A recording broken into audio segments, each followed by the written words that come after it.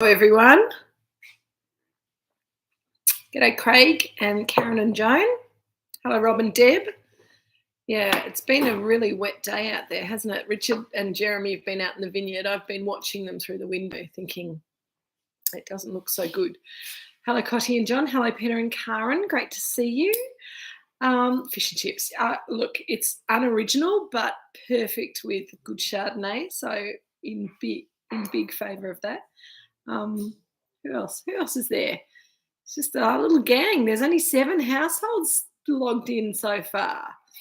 Oh well, that's all right.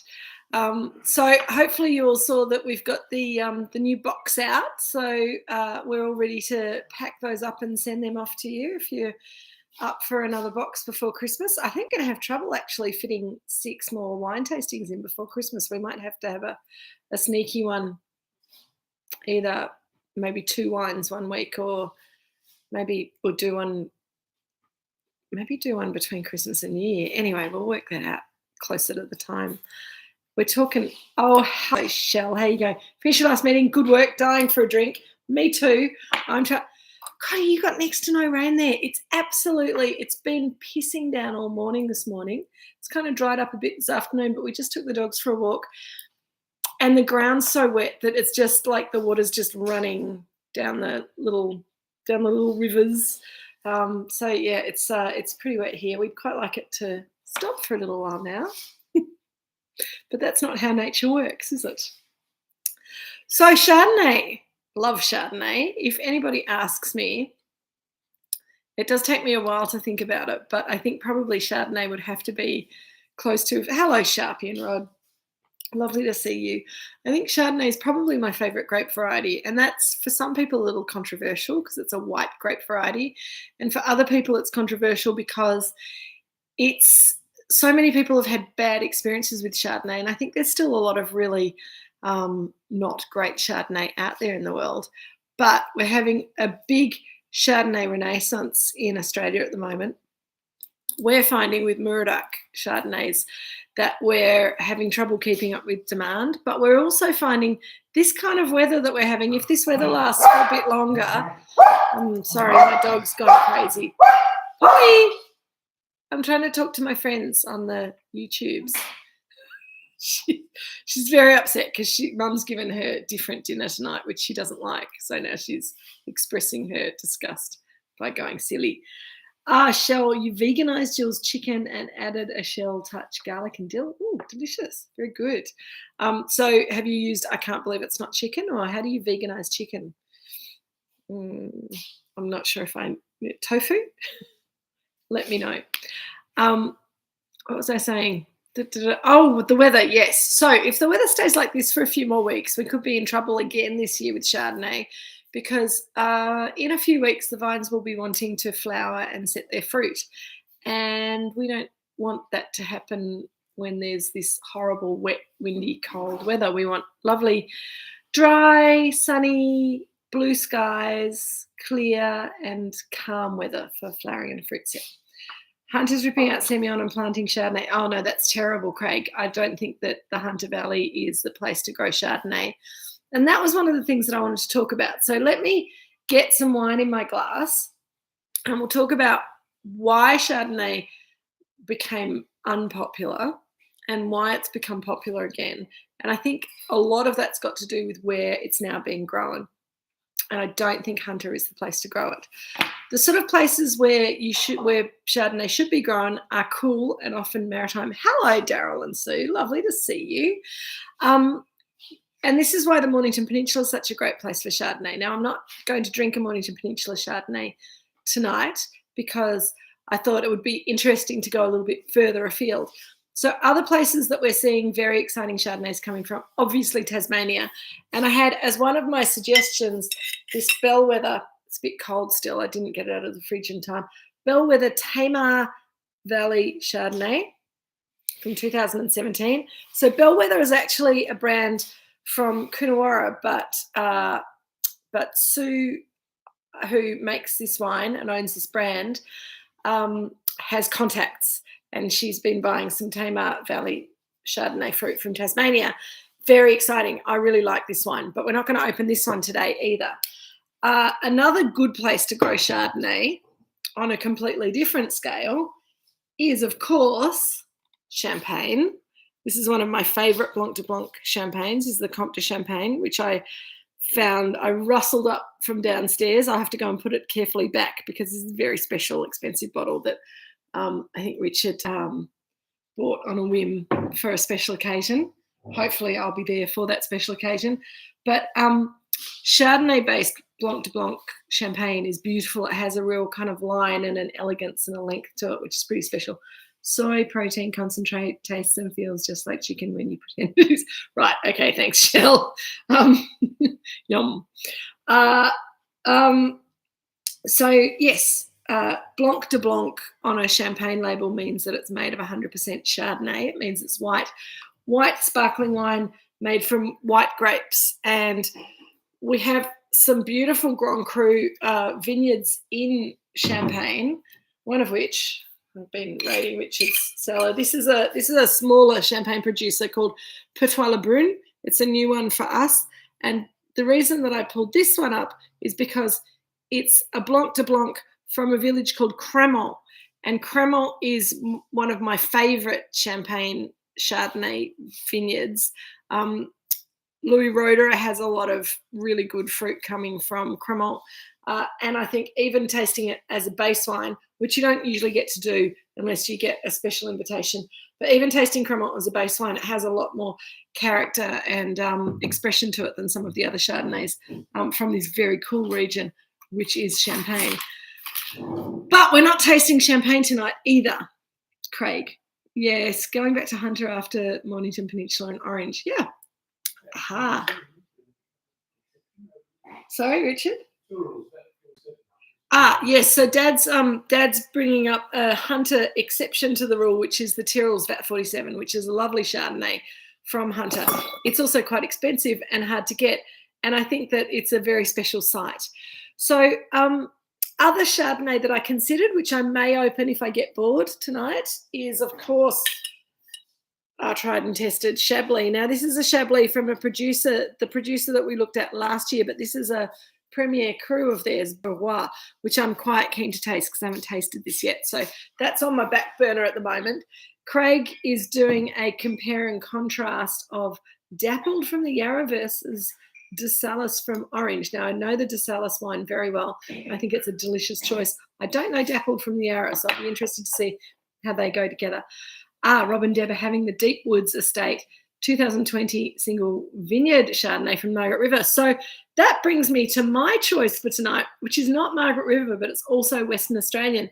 And this is a Mount Barker wine from Forest Hill Vineyard.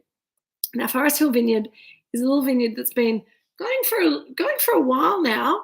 I seem to remember, I might be remembering incorrectly, but I remember selling wine from a vineyard called Forest Hill back in the 1990s when I was at Philip Murphy's.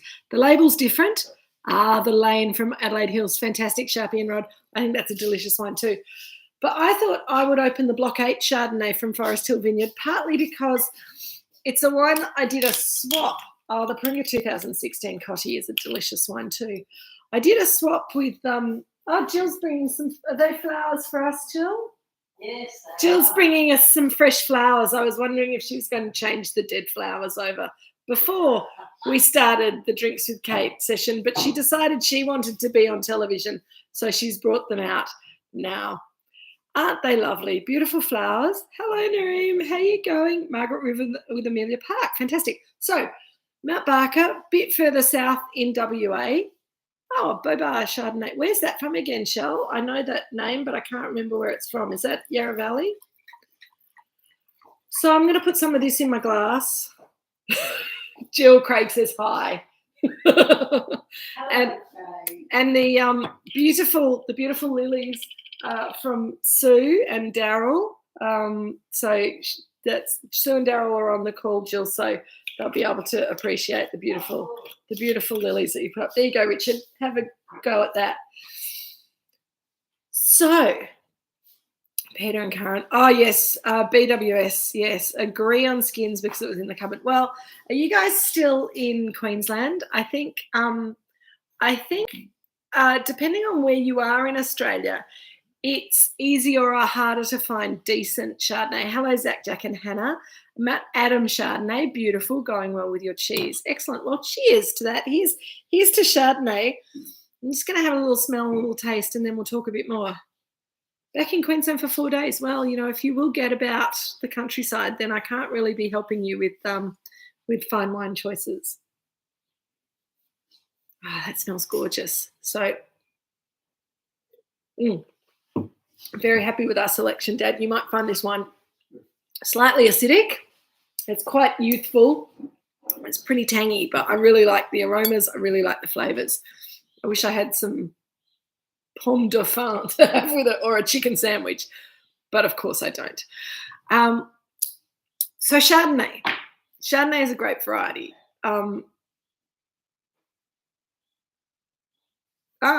That's a good question, Craig. I'll answer that in a moment. Chardonnay is a grape variety. Obviously, as far as we know, it's sort of started out in France. Its spiritual home is Burgundy, but as I said before, it also does beautiful things in Champagne. Dad's looking like the acid's a bit much for him over there at the moment. Oh, look at your cat. Oh, right. Admiring the cat. And Chardonnay in Australia sort of was established a little while after Chardonnay was established in California. And a lot of Australians went to California to learn winemaking in the 70s and 80s and came back and wanted to plant Chardonnay because they'd had this Chardonnay experience in California. It also coincided with Murray Tyrrell releasing his first varietally labelled Chardonnay from the Hunter Valley, Craig, and that was in when was it? It was 1978 or 79, or it might have even been 1998. So the late 70s, very early 80s. So not that long ago. And he actually labelled it Pinot Chardonnay because he thought that was the correct name for the grape variety. I believe that has been dispelled, that belief, but Pinot Noir and Chardonnay obviously are grown in the same sort of places, and they seem to do well in the same sort of places. The big difference between Pinot Noir and Chardonnay is that Chardonnay is much more forgiving of warmer climates and cooler climates than Pinot Noir is. So it's a little bit more able to cope with different types of different conditions. What that also means is that when people started planting Chardonnay in Australia, they planted it everywhere because Chardonnay allowed them to plant it everywhere and would kind of grow and ripen and give people some fruit that was making quite nice medium-bodied white wine. And Max Allen wrote something. Sorry, the cat's trying to knock things on the floor. Max Allen wrote something like that in his first wine book that he wrote back in the 80s. I think it was the 80s, called Red and White. And he said you can grow Chardonnay anywhere and it makes a pleasant medium-bodied white wine. And I think that was the problem with Chardonnay. The attitude to Chardonnay in Australia back in the 80s and early 90s is that there was too much Chardonnay grown in too many places, and we were emulating the American style. So what we were doing was growing it, getting it really ripe, as much fruit ripeness as possible, and that was a lot because we get a lot of sunshine here. So people were picking it with already kind of yellow peach going through to fresh pineapple, even through to mango and tin pineapple kind of aromas and flavors. And then they were throwing all the winemaking at it. And what I mean by that is they were putting the wine in lots of new oak, or adding oak chips or oak staves if they didn't want to spend the money on new oak barrels. They were allowing or encouraging the wine to go through a full malolactic conversion, and those very ripe Chardonnays. Oh, hello, Jeremy. Chat on the mobile. Whoa, excellent work. So those Chardonnays were kind of already like fruit salad, and then there was like fruit salad with cream and melted butter thrown on top, and then vanilla icing on top. And it's not surprising that we got sick of Chardonnay drinking those sort of wines for such a long time. And I remember when I was on my very first wine trip in Europe, I won this trip and spent 6 weeks traveling around Italy and France, and then had a couple of weeks in Spain at the Torres Wine School. All absolutely amazing. And it was the first time I sort of had been away from Australia for that long, tasting wine in a serious way. Hello, Jeff and Sue. Lovely to see you. And I remember really distinctly that at the end of the trip, I went to stay with some friends in the UK for a few days, and I was there for the weekend, and they had a barbecue on the Sunday, and it was one of those rare English summer days where it was probably about 26, 27 degrees. The sun was out, the sky was blue, there was no wind, it was beautiful. And we had the barbecue going, and someone handed me a big glass of white wine. It was kind of deep yellow in color, and I smelt it and went, oh, that's amazing. And it totally took me by surprise, because it was the antithesis of all of these European wines that I've been tasting. And of course, it was Rosemount Chardonnay, yellow label Chardonnay, diamond label Chardonnay.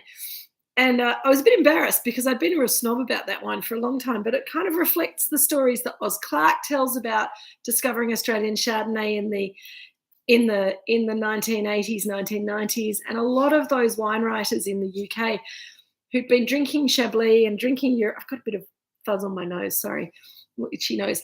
All of these, really restrained minerally wines from Europe, often quite high in acid, often a bit underripe back in those days. And then they tasted these Australian wines that were just full of fruit and full of richness and beautiful characters, and they blew them away. And they coined the term sunshine in a glass to describe these Australian Chardonnays. And then all of a sudden, New Zealand Sauvignon Blanc came onto the market in the late noughties. So it was probably about 2006, 2007 that we started hearing from our distributor. They said, oh, we can't sell Chardonnay anymore. I'm like, what are you talking about? And they said, nobody's drinking Chardonnay. Everyone's drinking New Zealand Sauvignon Blanc.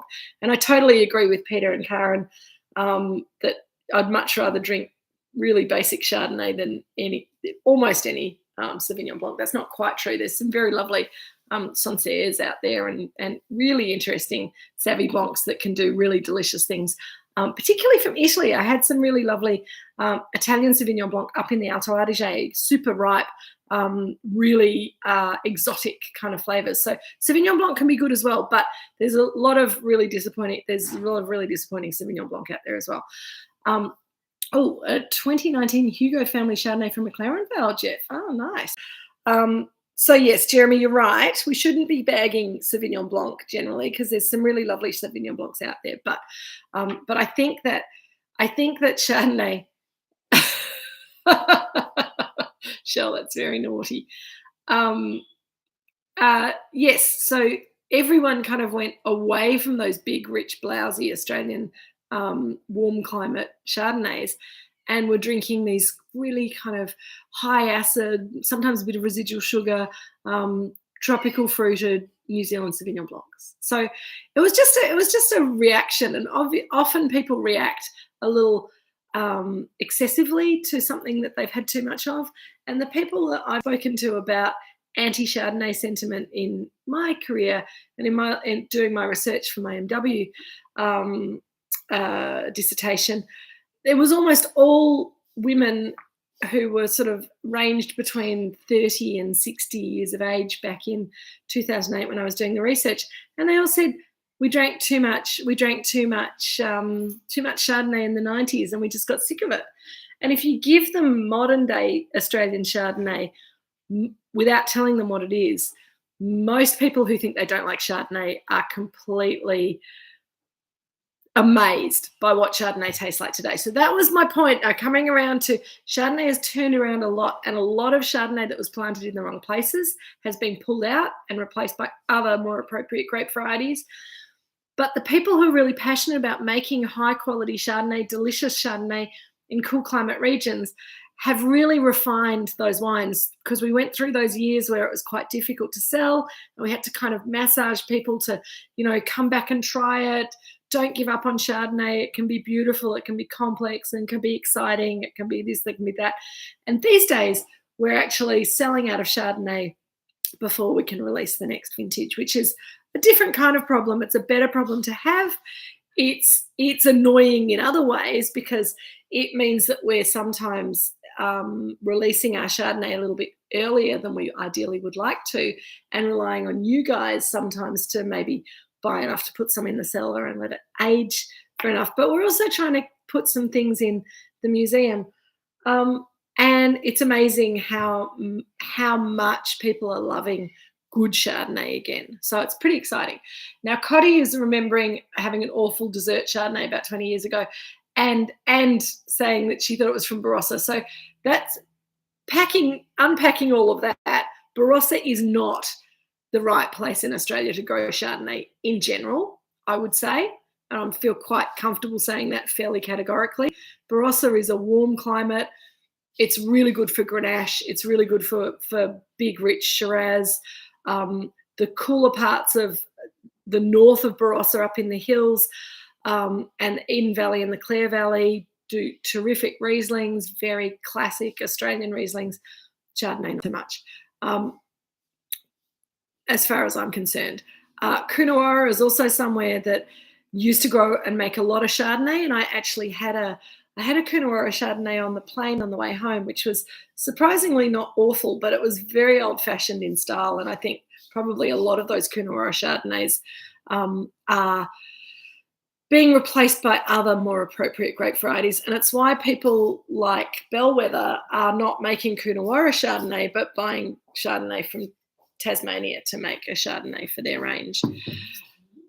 Absolutely, Sharpie and Rob, Giaconda. Beechworth is a beautiful place for growing Chardonnay in the right spots, and Giaconda is far and away one of Australia's great Chardonnays. Absolutely beautiful.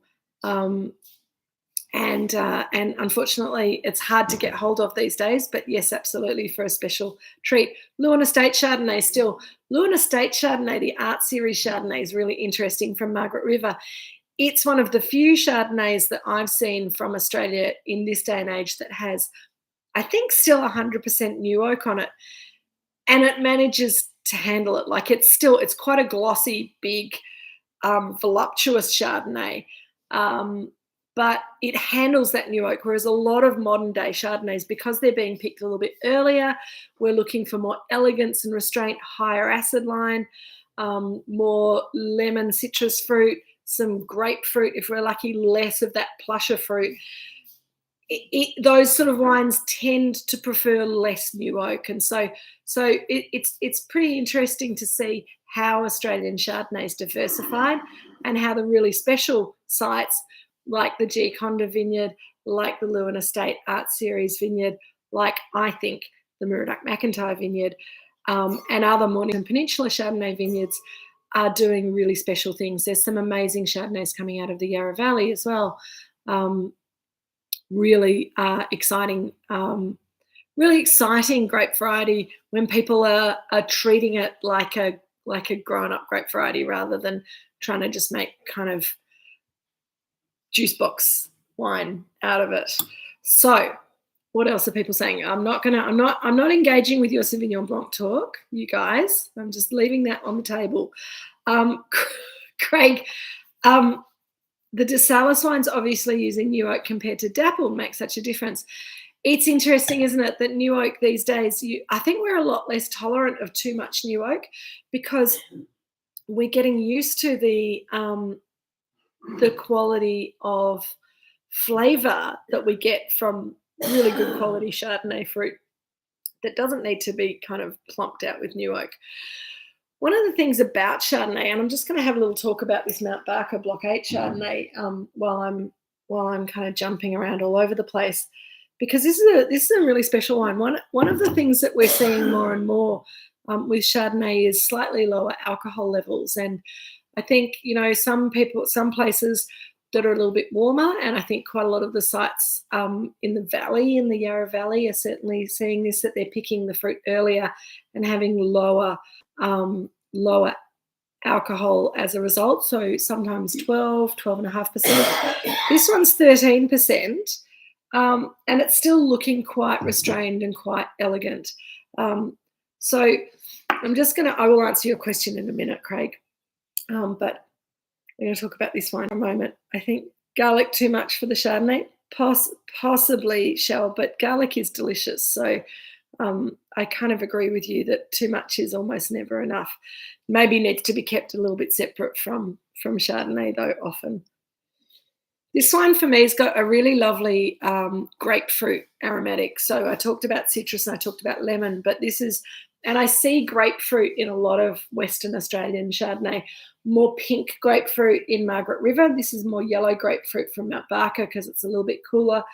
But it's a real kind of grapefruity kind of tanginess. It does have a little bit of white nectarine, and I know that the winemaking here is very kind of very careful, pristine, keeping things cool, keeping things clean and fresh. And I think it's quite different in a way from the Moorooduc Estate Chardonnays, because we like to get juice a little bit oxidized. We like to let the ferments get a little bit warmer. And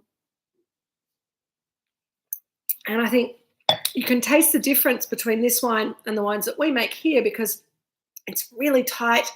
The acid line is like making my tongue almost curl up on the edges as it travels down my tongue, and it's making my mouth salivate crazily. It really needs some food, but I think the flavours are really focused and really delicious. I'll be interested to see how it sort of opens up in the glass. Jeff is saying that the Hugo is 12.5%, lighter citrus flavours, very soft oak. So I think in those warmer climates, when Chardonnay fruit's being picked a little bit less ripe, then you get less fruit intensity, you get less flavour intensity, and you get sort of a softer style of Chardonnay, because you don't get that really fine, precise acid line, but you get some nice kind of acid in there as well. Craig's seeing grapefruit in the Yarra versus tropical notes in the orange. Would have thought it would be the reverse. And that's interesting, isn't it? And I think, Craig, that's because orange is cooler and higher altitude than the Yarra Valley, which is why people think cooler means less fruit ripeness. But in this day and age with Chardonnay, it's when people are picking it. And in the Yarra, the fruit is ripening faster. And so picking it earlier means that you're getting less fruit ripeness to retain elegance and acid line. Whereas in orange, they can leave the fruit on the vine for longer without losing acid and without the sugars going up too fast.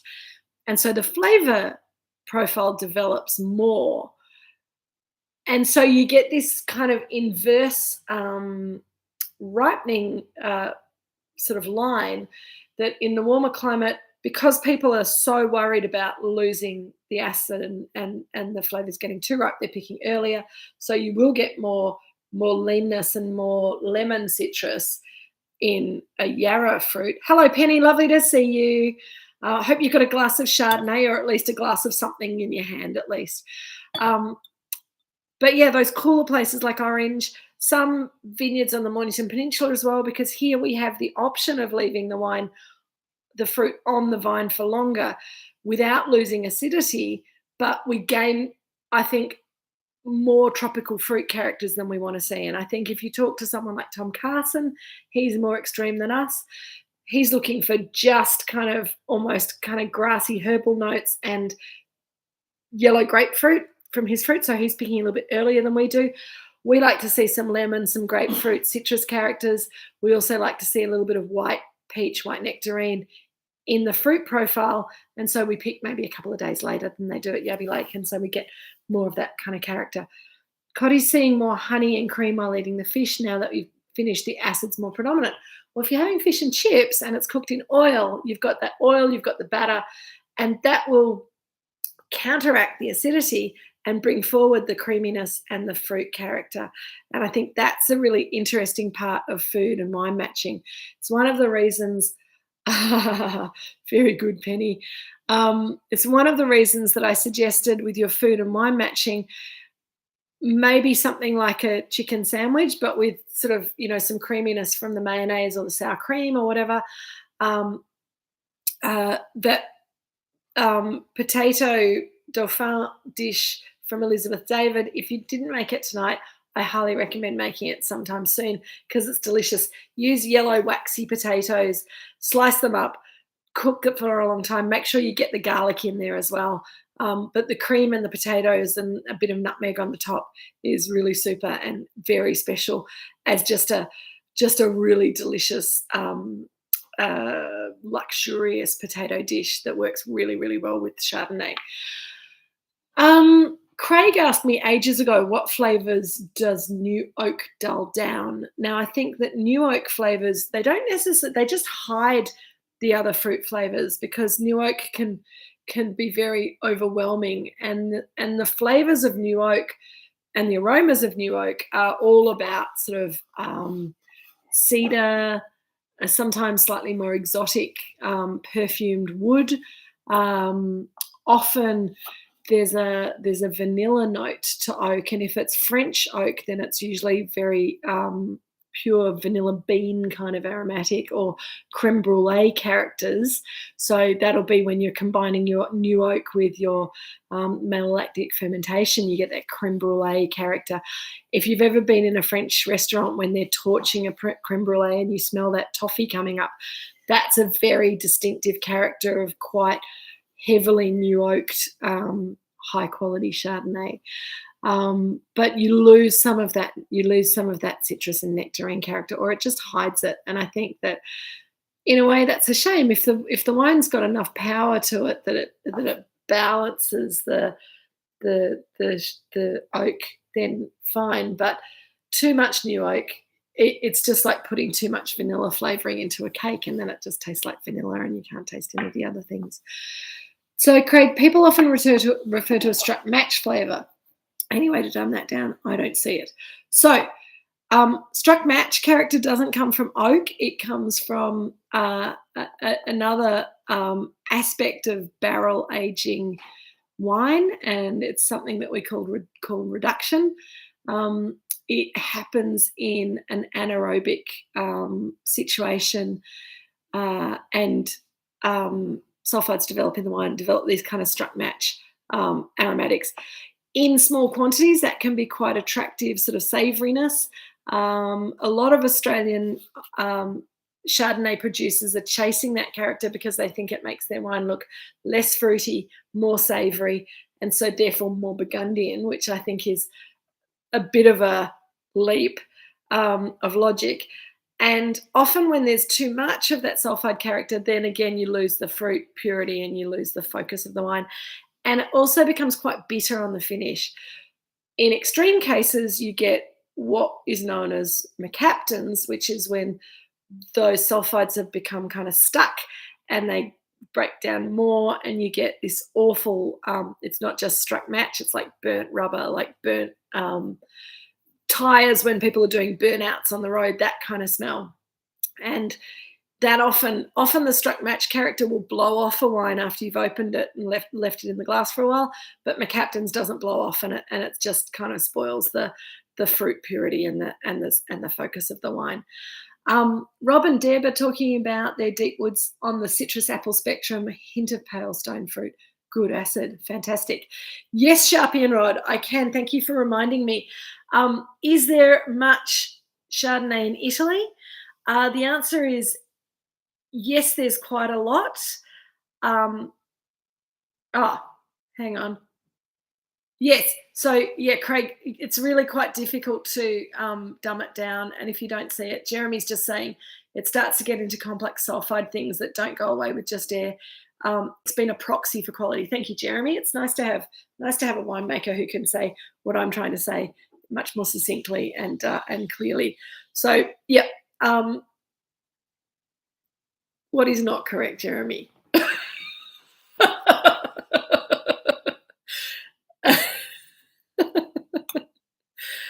Oh dear, now we've got Jeremy chatting. Goodness gracious. So, answer to Italian Chardonnay. There's a lot of Chardonnay being grown in Italy. A lot of it's not very exciting. But some of it's very delicious. And again, you'll be unsurprised to hear that the best parts of Italy for Chardonnay are the cooler parts. So there is a bit of Chardonnay being grown in Chianti in Tuscany, and I had a very impressive Chardonnay from Isole Olena. Paolo De Marchi would have made the wine that we drank, but he just sold the property I think at the end of last year or early this year. But he's one of the sort of, he makes one of the cult Chardonnays of Italy. For me, the fruit quality was fabulous, but way too much new oak, and it was kind of really glossy and wasn't nearly as interesting to me as a lot of indigenous Italian grape varieties, both white and red. But in Tuscany particularly, there's not a huge amount of really exciting white wine. So when you're out drinking at a fancy lunch and you're trying to drink local wine, it's either Vernaccia or it's someone's Super Tuscan Chardonnay. And so that was a nice wine to drink. We had a couple of others that were quite nice, but the best Chardonnays in Italy either come from Piedmont or up in the Alto Adige, up in the north. But a lot of them are a bit kind of ho-hum. And to be perfectly honest, as with other international grape varieties in Italy, most of the time I'd much prefer to be drinking Italian varietals. Sharpie and Rod are asking about Franciacorta, and certainly for high quality sparkling wine in Italy, Franciacorta is the place to go. And yes, they grow Chardonnay and Pinot Noir and Pinot Bianco for sparkling wine. I've had some table wine Chardonnay from Franciacorta that's been quite overblown and disappointing. I'm sure there are some good ones out there. I just haven't found any of them yet. I'll have to go back and keep looking. But yeah, I think, Chardonnay is a grape variety that has colonized every wine country of the world. So as I say, it started out in France, but it's gone sort of all the way through a lot of France. So it's grown in Burgundy, it's grown in Champagne, but then it's also grown down in the south of France, not to my mind particularly excitingly or successfully. Thank you, Jeremy. I agree. So Jeremy's just adding more about the struck match character that Craig was asking about. And he said it was fashionable to find struck match in Chardonnay as a quality factor. And great Chardonnay doesn't need struck match to make it great. And I totally agree. It's a flinty kind of, if you strike a match, it's exactly that smell that you smell just as the red bit of the match is catching on fire. And it's, as he says, it's a sulfide character. And honestly, it's not a Burgundian character. There is some white Burgundy that has sulfide characters, but there's a lot of white Burgundy that doesn't have sulfide characters.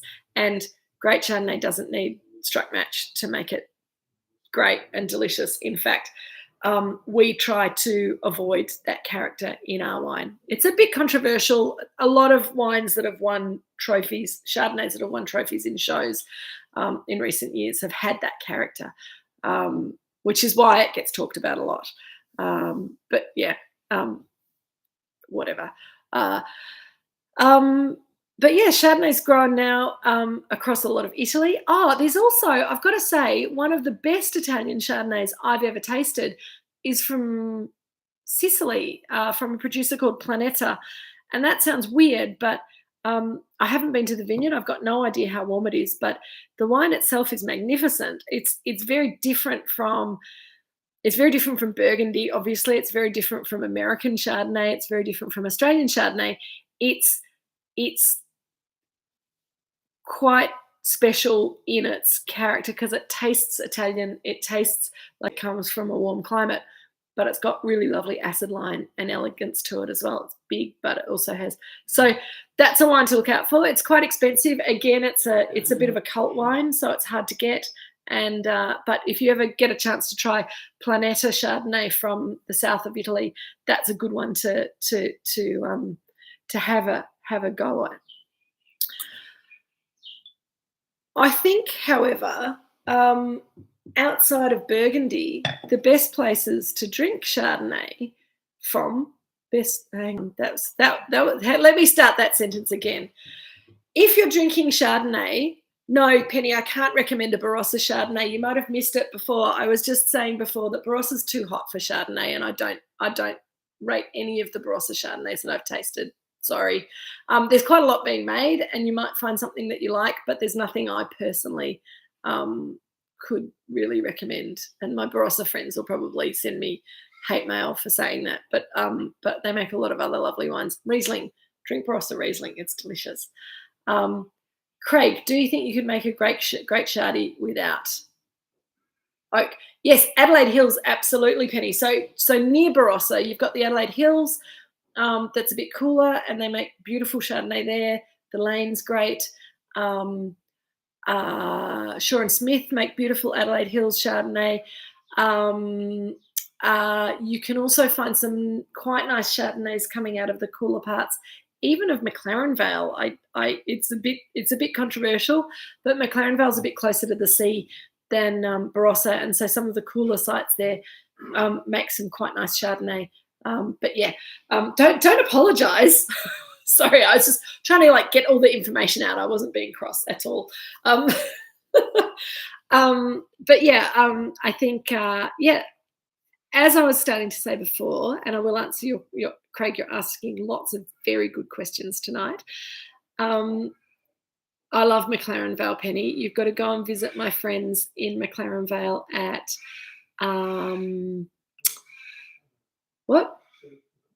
Steve Pennell. Yes, SC Pennell is based in McLaren Vale, and he makes a very nice Chardonnay, but he also makes a lovely Riesling and gorgeous Grenache, really good Grenache out of that part of the world.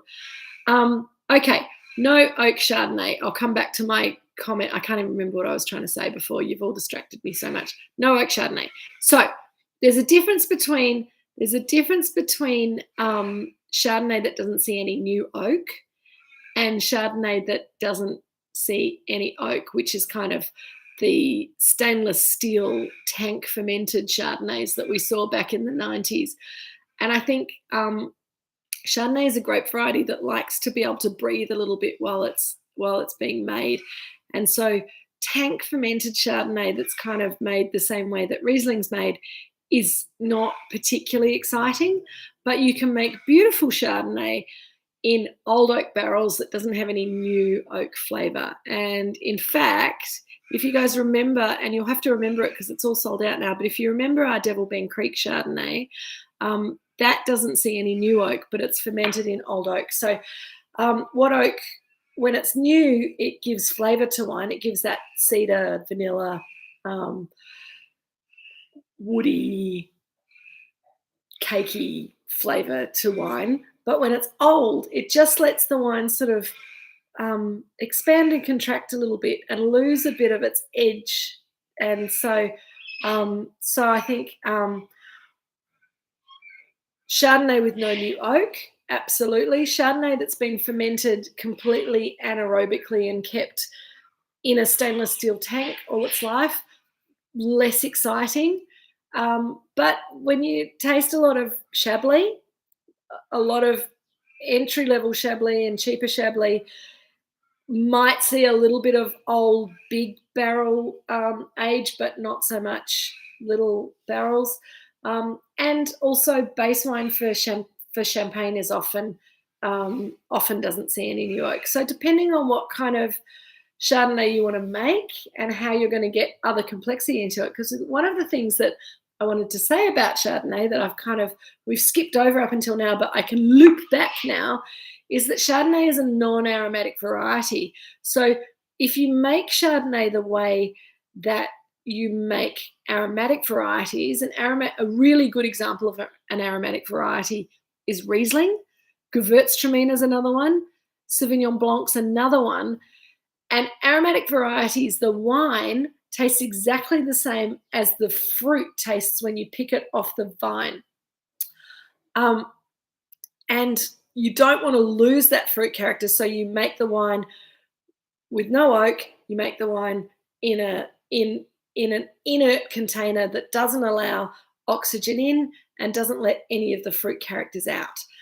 A non-aromatic variety like Chardonnay likes to develop flavour with the winemaking techniques, and a bit of air, slow ingress of oxygen during winemaking for Chardonnay can add complexity, as does how long the wine spends on its lees, which will break down and add complexity, as will malolactic conversion, which gives a little bit of extra creaminess to the wine. So this is why we talk about oak with Chardonnay so much, because it does add extra flavour and extra weight and extra body. And that's the difference between aromatic and non-aromatic varieties. So the reds are huge. Nareem from SC Panel, I love his, I particularly love his Grenaches rather than his Shiraz for my personal taste. I think the Shirazes are magnificent, but I can't drink very much of them. Back to Chablis, Craig. Chablis is so different, and because of where it's grown, partly how it's made, but mostly where it's grown. In Chablis, it's really marginal climate, first of all, and the soil is very similar to the soil that you get in Champagne. So they've got a lot of chalk. They have quite a bit of slate through the soil in Chablis. So that soil composition is completely different from the soil composition in the rest of Burgundy. So it's cooler, and so you get higher natural acidity, you get less fruit richness developing in the fruit. They struggle to get it riper, and also the soil gives very specific flavours to the wine. Then the winemaking's a little bit different. Less new oak, a bit more protective handling, but often allowing a bit of that breathing character. So long, slow ripening, so you get good flavour development slowly over time with really fine acidity and real minerally kind of characters coming through in the wine. So now we're starting to talk about this trip, Penny. You're a very disruptive influence sometimes. We do need to talk about Sicily and going to Sicily sometime in the not too distant future, and Italy. But we're not going to talk about that tonight. We'll work on that, and we'll get sorted to talk about it. Moving on to Craig's comments about Riesling from Canberra. They are starting to use a little bit of residual sugar in some of their wines, and I agree, Lark Hill makes beautiful Riesling, also very nice Pinot Noir. So really fantastic. We will, Penny, I promise. I've got some other things to talk about Sicily as well, so I think that'll be a very exciting conversation. Yeah, so we seem to have moved away from Chardonnay a little bit, which is okay because we're nearly 50 minutes down in this tasting. As always with these generic varietal tastings, everyone's got a lot to say, a lot to ask about.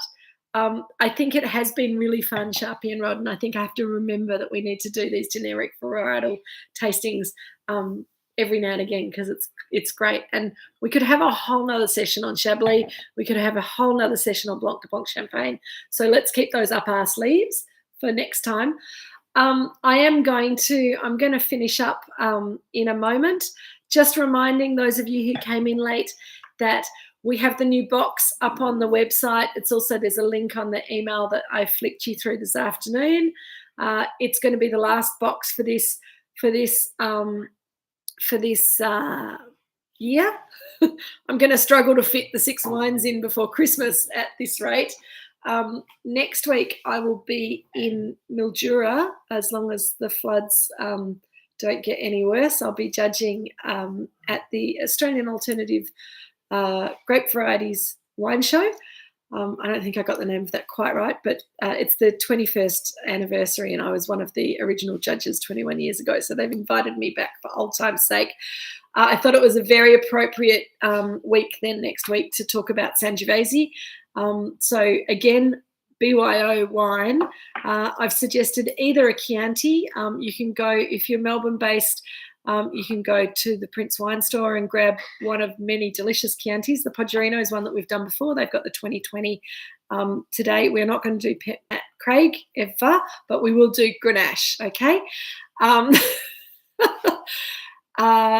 If you are elsewhere in Australia and you can't get to the Prince Wine Store and you can't get them to send you something, there are other places that have Podgerino as well. I know that Ian Cook at Five Way Cellars in Sydney stocks Podgerino very regularly. I think you can also go to Dan Murphy's, and there's a couple of good Chiantis that are a little cheaper on the list, and I've put a link to one of those. Alternately, you can go for an Australian Sangiovese, and we'll talk about that next week. I've suggested the Pizzini or the Del Zotto, but there are lots of others that are really interesting. So Sangiovese next week, the Alternative Wine Awards. I'll be tuning in to talk to you about Sangiovese next week from Mildura, from my hotel room in between judging and dinner. So my teeth probably will be a bit black next week. Lovely to see you all. I'm glad that we managed to get you out of your meetings Thursdays blues shell. Lovely to see you all. I think I'm losing my connection now, so it's obviously time to disappear. Cheers, everyone. See you next week with Sangiovese. Have a lovely week. Cheers. Here's to Chardonnay.